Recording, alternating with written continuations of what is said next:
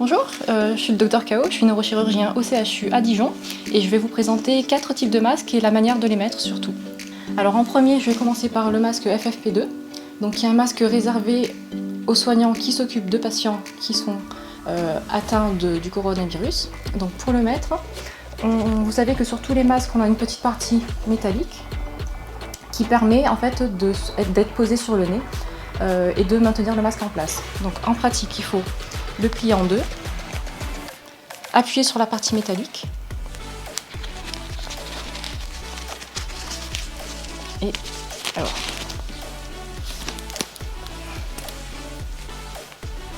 et bien appuyer sur le nez, l'arête du nez, vérifier en dessous l'étanchéité et pour que ça fonctionne bien, en général on voit qu'il y a une petite dépression au niveau du masque quand on respire.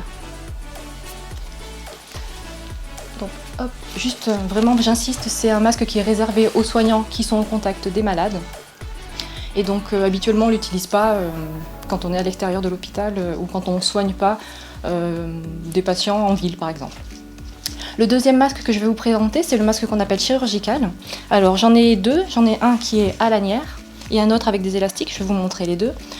Déjà le sens, c'est assez simple, souvent on a un nom de marque dessus, donc il faut le mettre à l'extérieur et à l'endroit. Et puis là sur celui-là j'ai écrit EXT, donc c'est l'extérieur.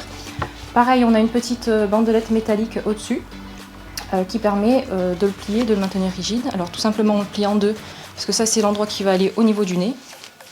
Et le nez est au milieu de la figure. Hop. Donc je fais mon nœud au-dessus des oreilles. Hop.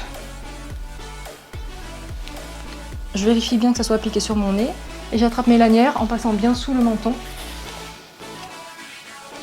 pour faire mon nœud derrière.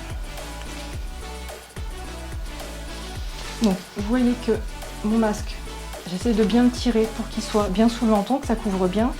Il est bien placé au niveau du milieu du visage et ça couvre plutôt bien. On évite aussi les manipulations, de le toucher avec ses mains si on ne sait pas laver les mains avant.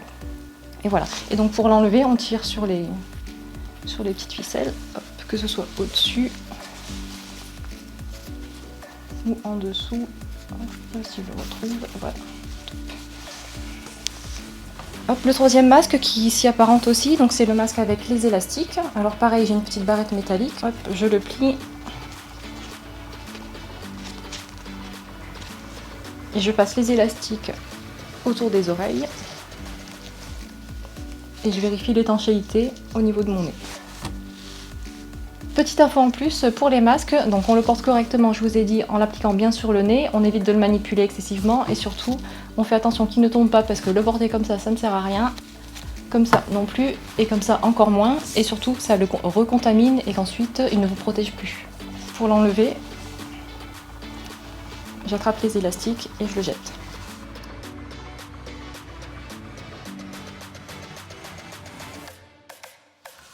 Alors j'ai encore un quatrième type de masque qui est le masque en tissu dont on ne se sert pas quand on est en contact avec les malades mais qui peut faire l'affaire quand on va faire ses courses par exemple. Donc il faut essayer de le déplier. Puis pareil que le masque que je viens de présenter juste avant, on passe les élastiques derrière les oreilles. Et alors ça, avoir un masque c'est bien mais ça n'empêche pas de respecter les gestes barrières qui sont la distanciation sociale, rester loin des gens à plus d'1 mètre et puis aussi se laver les mains régulièrement à l'eau et au savon et puis aussi pourquoi pas à la solution hydroalcoolique.